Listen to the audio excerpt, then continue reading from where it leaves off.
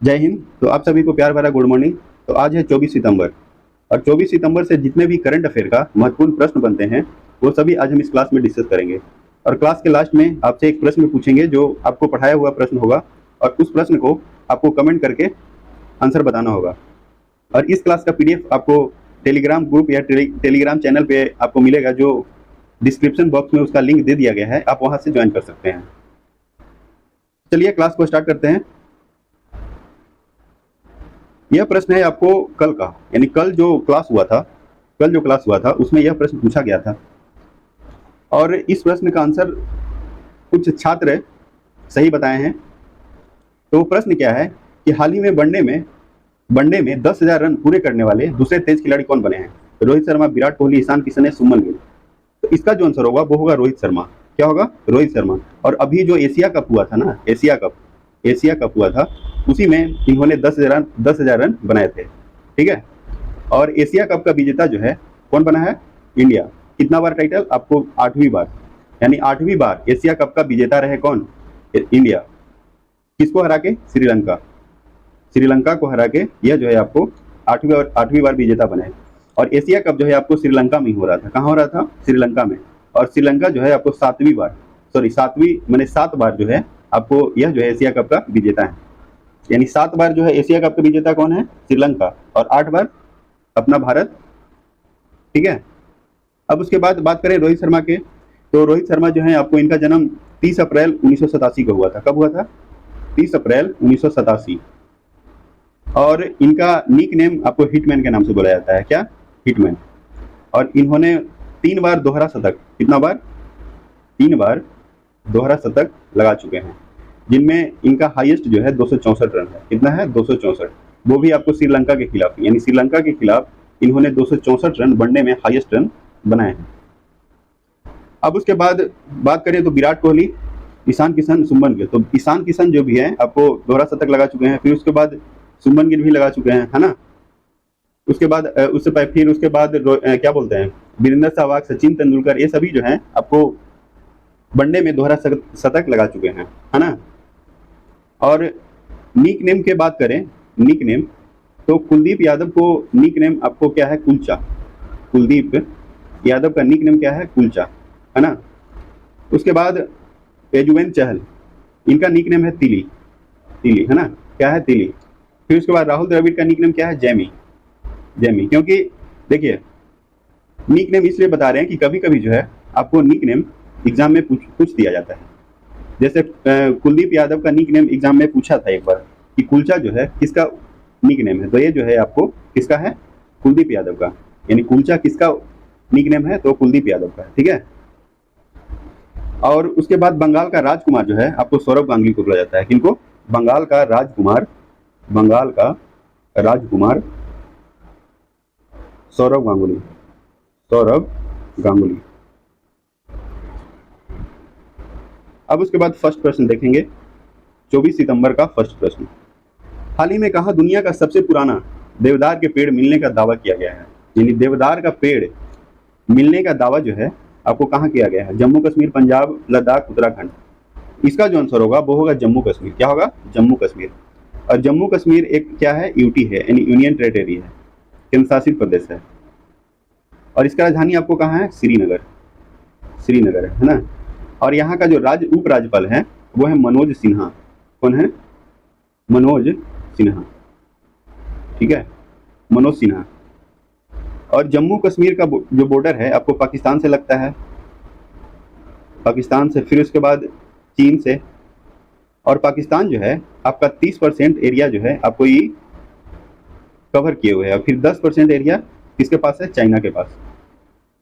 तो 30% जो एरिया पाकिस्तान के पास है उसको क्या बोला जाता है? पीओके, यानी पाक ऑक्युपाइड कश्मीर। और जो 10% एरिया है उसको बोला जाता है अक्साई चीन, है ना। और पाकिस्तान के बारे में बात करें तो पाकिस्तान का जो बाउंड्री है भारत से कितना लगता है? कितना किलोमीटर? 33-23। कितना? 33-23 किलोमीटर। और चाइना का बात करें तो ये जो है 34-88 किलोमीटर इसका बाउंड्री आपको चाइना से इंडिया का लगता है। और पाकिस्तान का जैसे लद्दाख में कुछ सीमा, यानी पाकिस्तान और लद्दाख का जो सीमा जो है, जैसे पाकिस्तान और लद्दाख का सीमा है उसको क्या बोला जाता है? LOC, land of control. और चाइना और लद्दाख का जो बाउंड्री जो है ना लद्दाख में, यानी चाइना और लद्दाख का जो बाउंड्री है उसको बोला जाता है LAC, line of actual control. ठीक है, तो इन सभी बातों को भी आप ध्यान रखिएगा। और जम्मू कश्मीर में आपको बात करें तो यहाँ पे लोकसभा सीट जो है कितना है? ये आपको 5 है। कितना है? लोकसभा सीट यहाँ पे 5 है और राज्यसभा सीट ये आपको 4 है। यानी लोकसभा सीट कितना है? 5 और राज्यसभा सीट 4 है ना। आगे क्या है? आगे है कि जम्मू कश्मीर के भद्रवाह राजमा और रामबन सुलाई शहद को GI टैग मिला। क्या मिला है? भद्रवाह राजमा और रामबन सुलाई शहद को GI टैग मिला है। यानी GI टैग से आपको जितने भी, यानी GI टैग जितने भी मिले हैं कंट्री को, सॉरी कंट्री नहीं, राज्य को, वो सभी आज आपको याद रखना है। जैसे भद्रवाह राजमा और रामबन तो हो गया जम्मू कश्मीर का। फिर उसके बाद आपको सलेम सागो जो है, सलेम सागो, ये जो है आपको तमिलनाडु का है। कहाँ का है? तमिलनाडु। फिर उसके बाद काली मिर्च, काली मिर्च जो है मणिपुर का है। फिर उसके बाद काली मिर्च चावल, ये आपको उड़ीसा का है। क्या है? उड़ीसा का। यानी काली मिर्च चावल कहाँ का है? उड़ीसा का। इन सभी बातों को भी, यानी जितना भी GI टैग जो है तो सब याद रखिएगा। जैसे एक और है असम का। असम का क्या है? चोकुआ चावल। असम का है चोकुआ चावल। यानी जो चोकुआ चावल जो है आपको कहाँ का मिला है? तो ये है आपको असम का। ठीक है, अब उसके बाद बात करें तो मिस वर्ल्ड 2023 आयोजन की मेजबानी कौन करेगा? कश्मीर। यानी मिस वर्ल्ड जो है 2023 का मेजबानी कौन करेगा? कश्मीर। फिर उसके बाद श्रीनगर का tulip garden world book of record में शामिल किया गया। ये भी आपको बहुत ही इंपॉर्टेंट है प्रश्न कि tulip garden world book of record जो है में शामिल किया गया है, ट्यूलिप गार्डन। ठीक है, फिर उसके बाद 7 दिवसीय बहुभाषी लघु कथा महोत्सव जम्मू में शुरू हुआ। 7 दिवसीय बहुभाषी लघु कथा महोत्सव कहाँ शुरू हुआ है? तो ये आपको जम्मू में शुरू हुआ है। फिर उसके बाद बात करें तो जम्मू कश्मीर में बंगस वैली फेस्टिवल आयोजित किया गया। कौन सा फेस्टिवल आयोजित किया गया है? तो ये जो है आपको बंगस वैली फेस्टिवल। यानी एग्जाम में आपसे पूछा जाए कि बंगस वैली फेस्टिवल जो है कहाँ आयोजित किया गया, तो ये आपको क्या बताना है? जम्मू कश्मीर। अब उसके बाद देखेंगे सेकंड प्रश्न को। सेकंड प्रश्न है कि हाल ही में विश्व गैंडा दिवस कब मनाया गया? विश्व गैंडा दिवस कब मनाया गया? 22 सितंबर, 21 सितंबर, 16 सितंबर, 18 सितंबर। तो सेकंड का जो आंसर है वो होगा 22 सितंबर। क्या होगा? 22 सितंबर। फिर उसके अलावा आपको 16 सितंबर जो है विश्व ओजोन दिवस, विश्व ओजोन दिवस मनाया जाता है। 18 सितंबर को विश्व क्या बम्बो यानी बांस दिवस या पांडा दिवस, ये दोनों जो है आपको 18 सितंबर को ही मनाया जाता है। फिर उसके बाद 21 सितंबर को अंतर्राष्ट्रीय शांति, क्या है? अंतर्राष्ट्रीय शांति दिवस या फिर विश्व अल्जाइमर दिवस, ये दोनों जो है आपको 21 सितंबर को मनाया जाता है। फिर उसके अलावा 14 सितंबर को आपको राष्ट्रीय हिंदी दिवस, राष्ट्रीय हिंदी दिवस आपको 14 सितंबर को। और विश्व हिंदी दिवस जो है ये भी एग्जाम में पूछा जाता है, विश्व हिंदी दिवस, हिंदी दिवस 10 जनवरी। कितना तारीख को? 10 जनवरी को। फिर उसके बाद 11 सितंबर को राष्ट्रीय वन शहीद दिवस, राष्ट्रीय वन शहीद दिवस जो है आपको 11 सितंबर को मनाया जाता है। फिर उसके बाद 17 सितंबर विश्व रोगी सुरक्षा दिवस, विश्व रोगी सुरक्षा दिवस आपको 17 सितंबर। अभी 21 सितंबर बता ही दिए, अंतर्राष्ट्रीय शांति और विश्व अल्जाइमर। उसके अलावा और भी है, जैसे 2 सितंबर को विश्व नारियल दिवस है ना, विश्व नारियल दिवस आपको कितना तारीख को है? 2 सितंबर को। फिर उसके बाद 5 सितंबर को है आपको विश्व चैरिटी दिवस, विश्व चैरिटी दिवस है ना। फिर उसके बाद 7 सितंबर को है इंटरपोल यानी अंतर्राष्ट्रीय पुलिस सहयोग दिवस, ये जो है आपको 7 सितंबर को मनाया जाता है। और इंटरपोल का गठन जो है आपको 1923 में हुआ था। कब हुआ था? 1923 में। फिर उसके बाद और भी बात करें तो हिमालय दिवस जो है, हिमालय दिवस आपको कितना तारीख को? 9 सितंबर को मनाया जाता है। और विश्व आत्महत्या रोकथाम दिवस यानी विश्व आत्महत्या रोकथाम दिवस जो है आपको 10 सितंबर को। कितना तारीख को? 10 सितंबर को। ठीक है। फिर उसके बाद 25 सितंबर को विश्व पर्यटन दिवस मनाया जाता है। तो जितना भी आपको दिवस बताया, यानी सितंबर से जितना भी आपको दिवस बताया है ना, ये सभी दिवस को आपको ध्यान में रखना है, याद रखना है, क्योंकि एग्जाम में आपको किसी भी एग्जाम में, यानी किसी भी एग्जाम में आपको देख लीजिए दिवस से आपको एक प्रश्न पूछा ही जाता है ना। इसलिए आपको अभी जो सितंबर चल रहा है ना, तो सितंबर से जितना भी दिवस है वो सभी आपको बता दिए, अभी और आगे भी होगा वो सभी आपको बताएंगे। फिर उसके बाद सितंबर के बाद अक्टूबर, नवंबर, दिसंबर, जनवरी, फरवरी, ये आने वाला जो भी दिवस होगा वो सभी आपको बताते चलेंगे, यानी जैसे जैसे दिवस आएगा वैसे वैसे आपको बताते चलेंगे। ठीक है, तो आइए थर्ड प्रश्न क्या है। थर्ड प्रश्न है कि हाल ही में किसे प्रतिष्ठित एकलव्य पुरस्कार से सम्मानित किया गया। एकलव्य पुरस्कार, है ना। सबसे पहले तो ये जानेंगे कि एकलव्य पुरस्कार जो है किस चीज में दिया जाता है। तो यह जो है आपको खेल में दिया जाता है, जैसे कबड्डी हो गया, खो खो हो गया, ये सभी में जो है आपको एकलव्य पुरस्कार दिया जाता है। और एकलव्य पुरस्कार जो है आपको इसका स्थापना यानी कब, 1994 में यह जो है एकलव्य पुरस्कार जो स्टार्ट हुआ था, है ना। और यह जो है आपको 19 वर्ष या 19 वर्ष से कम के बच्चों को, यानी 19 वर्ष या 19 वर्ष से कम खिलाड़ी को आपको क्या एकलव्य पुरस्कार दिया जाता है। और इसका जो राशि है वो 1 लाख है। कितना है? 1 लाख। 1 लाख इसका राशि है। और अभी जो एकलव्य पुरस्कार से सम्मानित किया गया है वो कौन है? वो जो है आपको पलक शर्मा है। कौन है? यानी 3 का क्या होगा आंसर? 3 का हो जाएगा आपको पलक शर्मा। ठीक है, अब उसके बाद 4 देखेंगे।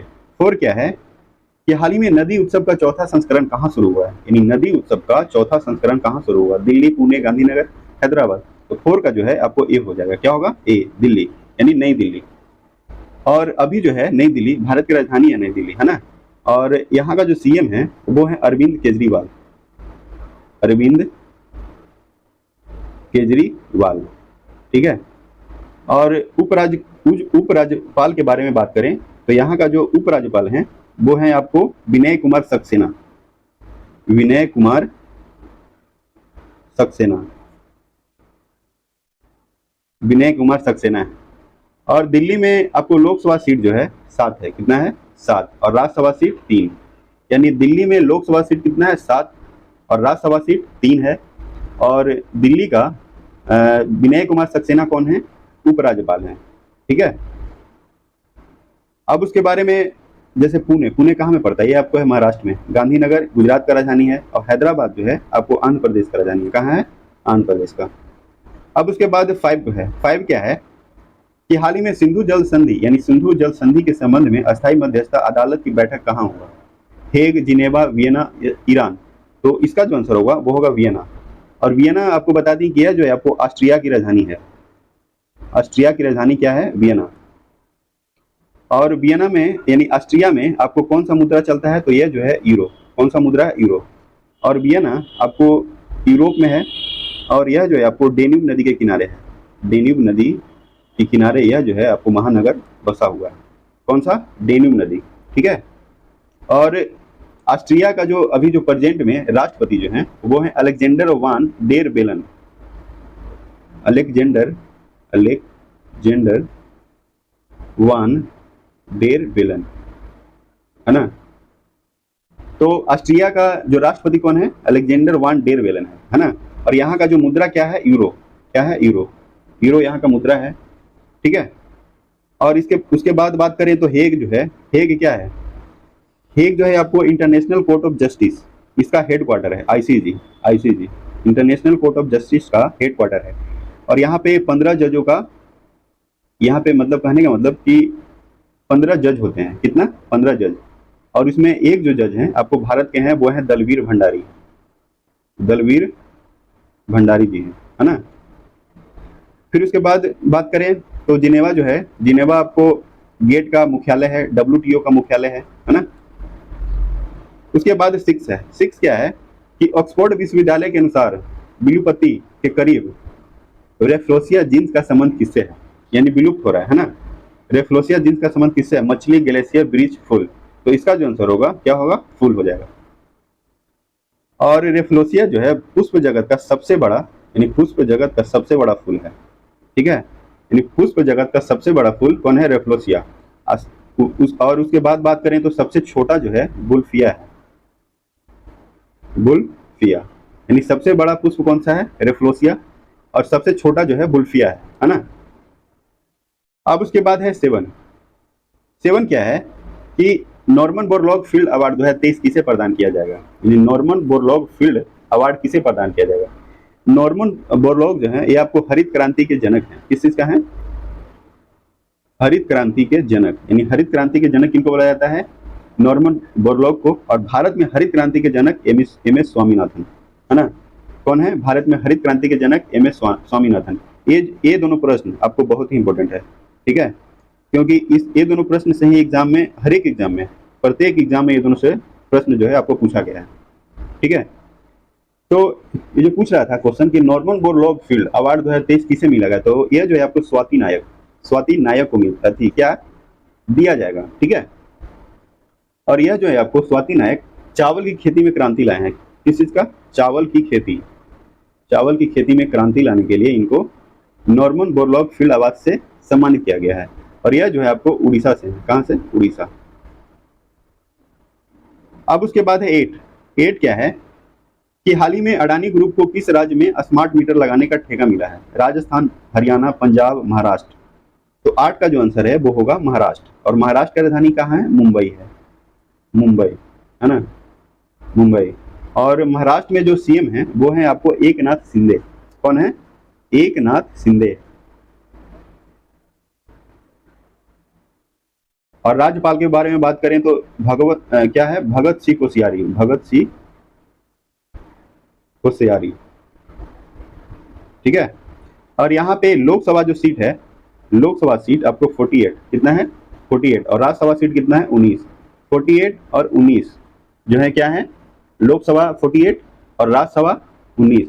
और लोकसभा को जो आपको निम्न सदन बोला जाता है, क्या बोला जाता है? निम्न सदन। और राज्यसभा को आपको उच्च सदन बोला जाता है। उच्च सदन राज्यसभा को और लोकसभा को निम्न सदन। और अभी जो है लोकसभा जो अध्यक्ष है, लोकसभा का अध्यक्ष कौन है? ओएम बिरला, ठीक है। और महाराष्ट्र में बात करें तो यहाँ जो विधानसभा सीट है वो कितना है? विधानसभा सीट 288। क्या है? 288। अब विधान परिषद के बारे में बात करें, विधान परिषद, तो ये जो है आपको 78 है। और विधान परिषद को आपको उच्च सदन बोला जाता है, उच्च सदन। और विधानसभा को निम्न सदन। अब उसके बाद महाराष्ट्र सरकार जो है आपको नमो 11 सूत्रीय कार्यक्रम लागू करेगी। यानी कौन सा राज्य सरकार 11 सूत्रीय कार्यक्रम लागू करेगा? तो वो जो है आपको महाराष्ट्र है। महाराष्ट्र सरकार जन्माष्टमी पर प्रो गोविंदा प्रतियोगिता आयोजित करेगी। कौन सा? प्रो गोविंदा प्रतियोगिता। ये सभी जो है आपको रिवीजन हो रहा है, ये सभी जो है आपको पहले भी करवाया गया है, ठीक है। फिर उसके बाद महाराष्ट्र के सीएम ने रतन टाटा जी को सरकार का पहला उद्योग रत्न पुरस्कार प्रदान किया। इसको रतन टाटा जी को सरकार का पहला उद्योग रत्न पुरस्कार प्रदान किया। फिर उसके बाद बात करें तो राजकोषीय स्वास्थ्य रिपोर्ट में महाराष्ट्र क्या है? शीर्ष पे है। राजकोषीय स्वास्थ्य रिपोर्ट में महाराष्ट्र शीर्ष पे है। फिर उसके बाद महाराष्ट्र सरकार ने जर्मनी के पेशेवर संघ फुटबॉल लीग के साथ समझौता किया है। किसके साथ?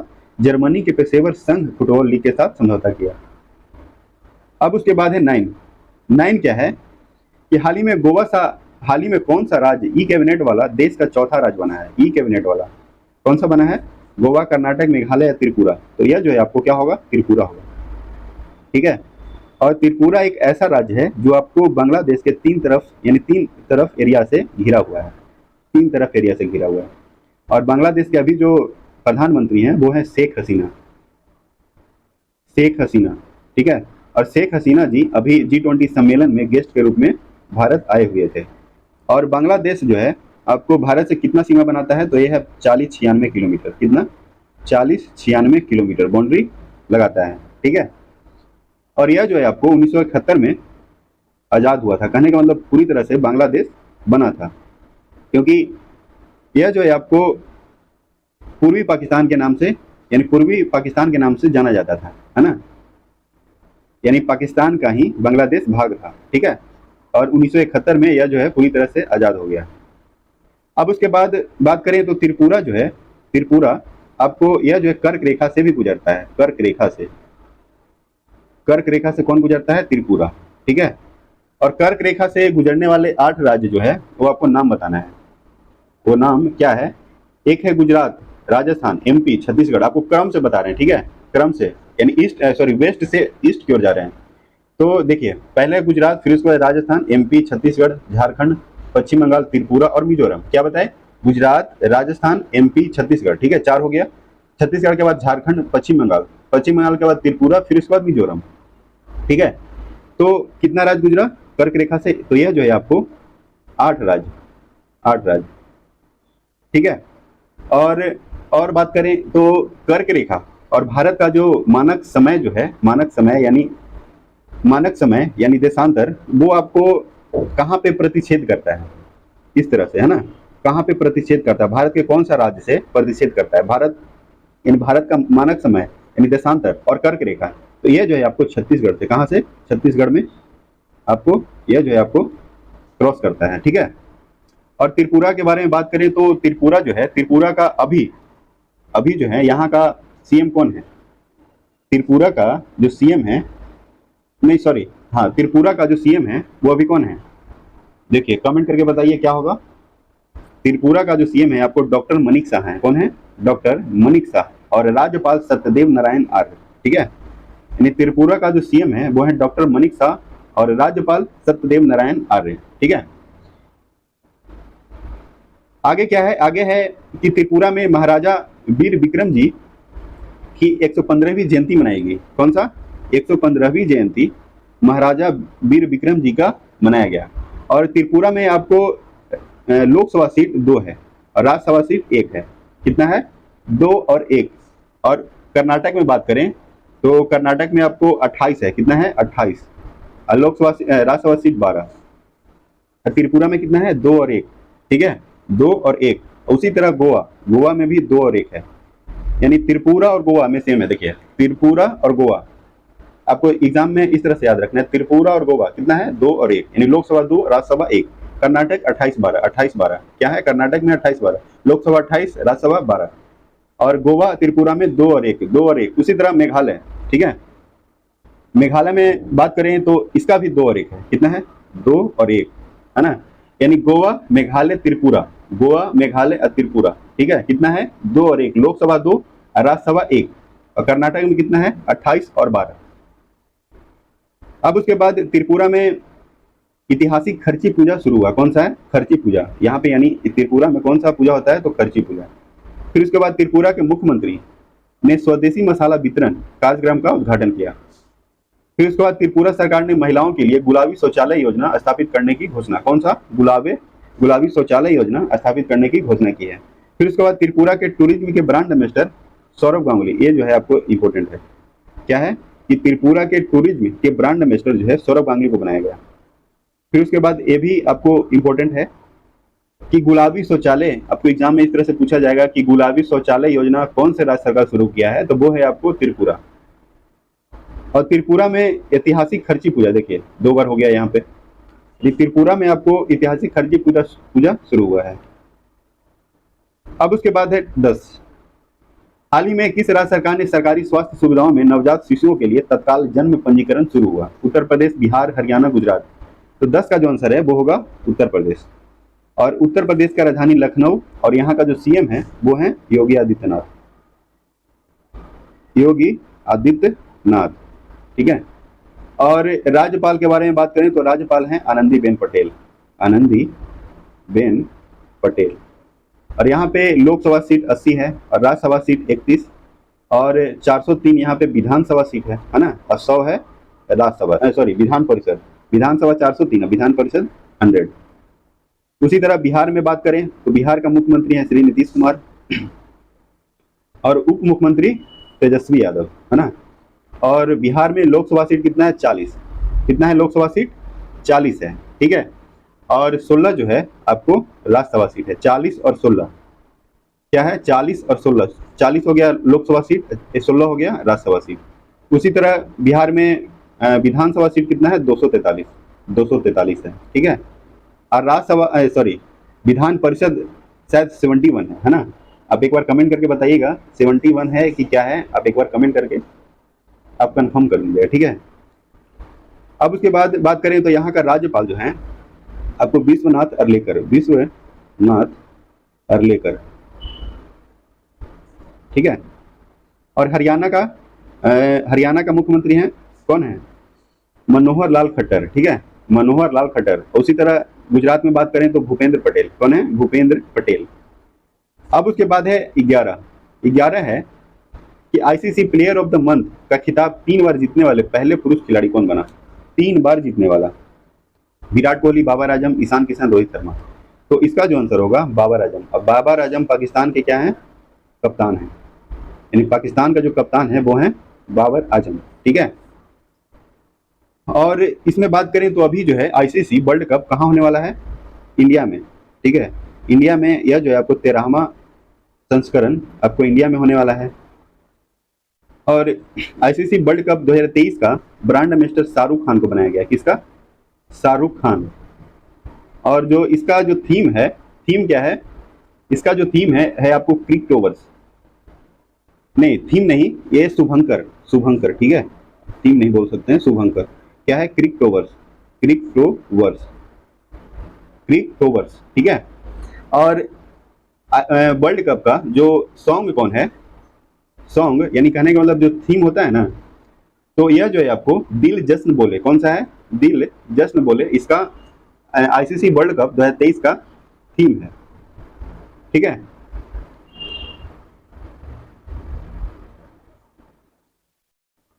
तो इसका जो है आपको शुभंकर क्या बताया? शुभंकर है क्रिकटोवर्स, क्रिकटोवर्स, ठीक है। और एंथम सॉन्ग जो है वो आपको है दिल जश्न बोले, दिल जश्न बोले, दिल जश्न बोले, ठीक है। और आईसीसी का जो वर्ल्ड कप जो है इसका उद्घाटन जो है आपको सबसे पहले 1975 में हुआ था। कब हुआ था? 1975 में, इंग्लैंड में हुआ, इंग्लैंड में हुआ था, ठीक है। और वेस्ट इंडीज इसका विजेता था, वेस्ट इंडीज, वेस्ट इंडीज इसका पहला विजेता था। और इसमें बात करें तो यह जो है आपको 60 ओवर का मैच हुआ था, 60 ओवर का मैच हुआ था, ठीक है। अब उसके बाद है क्वेश्चन फॉर यू, यानी कल का जो है आपको होमवर्क है। तो इस होमवर्क का आपको कमेंट करके आंसर बताना है, ठीक है। तो आज के लिए इतना ही। और अगर वीडियो आपको अच्छा लगे तो वीडियो को लाइक कर दें, और चैनल पे पहली बार हैं तो चैनल को सब्सक्राइब कर दें, ताकि आपको इस तरह का वीडियो हमेशा मिलता रहे। चलिए, जय हिंद, जय भारत, धन्यवाद।